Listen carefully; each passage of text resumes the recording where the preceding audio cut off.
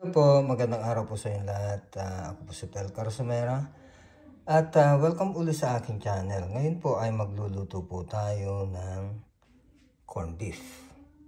Ito po ay pangmadalian. Kung lalo magmamadali kayo, may kailangan nyo magluto. Ito po ang pinakamadaling lutuin din. At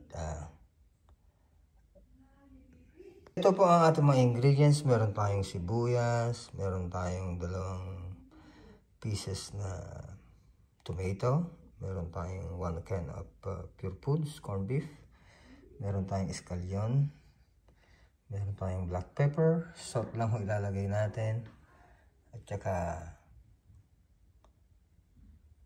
pechay. So ayan po ang ating mga ingredients, mga kamangan. Sige po, umpisa natin ang magluto. So ayan po, maglalagay po tayo ng 2 tablespoon na oil. Kahit na anong hot oil po, pwede nyo gamitin. Ayan, make sure lang mainit yung oil bago natin isote yung sibuyas at kamatis. Pag mainit na, ilagay natin yung sibuyas. Ayan.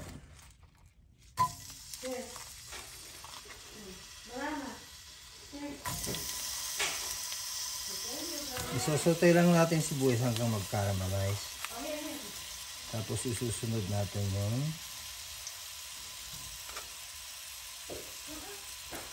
kamatis. Ayan na yan.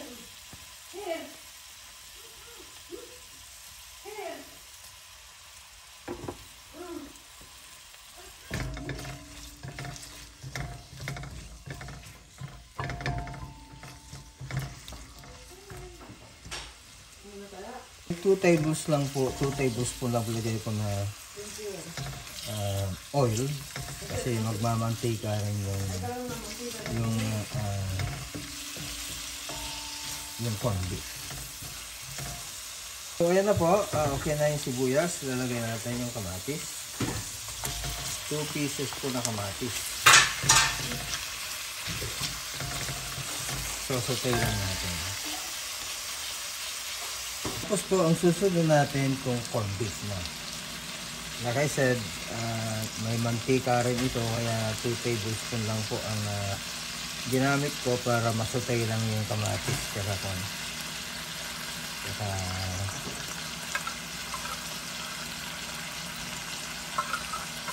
masutay lang yung sibuyas kaya kamatis.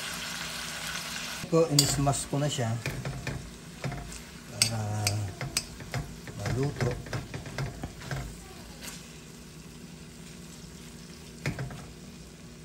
Tapos po maglalagay po tayo ng black pepper. Half teaspoon lang po.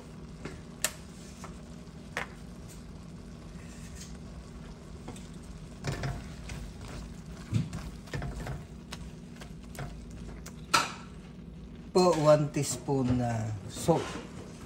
Kasi may alat na rin yung corned beef. Pero kung patlagay nyo po kulang, pwede nyo pong dagdagan. Kasi like I said before na hindi ho para-pareho ang ating panlasa. So ayan na po. Tapos po isusunod na natin yung pechay, bok choy. Ihalo-halo lang po natin. Hindi na po natin kailangan ng tubig dahil magtutubig naman tong pechay.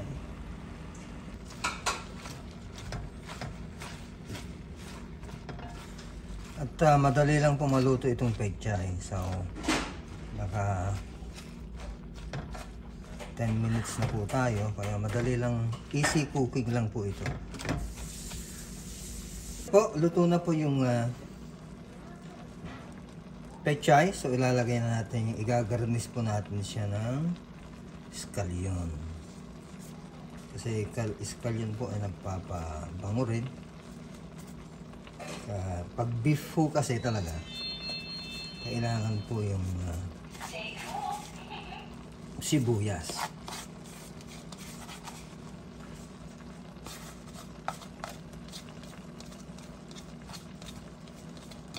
So, ayan na po ang ating recipe for today. Corned beef with pechay. Ginisang corned beef with pechay. So, ayan po. Maraming salamat po ulit sa inyong papanood. At sana po nagustuhan yung konting share ko sa inyo na recipe. Pangmadalian. At thank you po sa inyong mga suporta sa aking channel. God bless po ulit.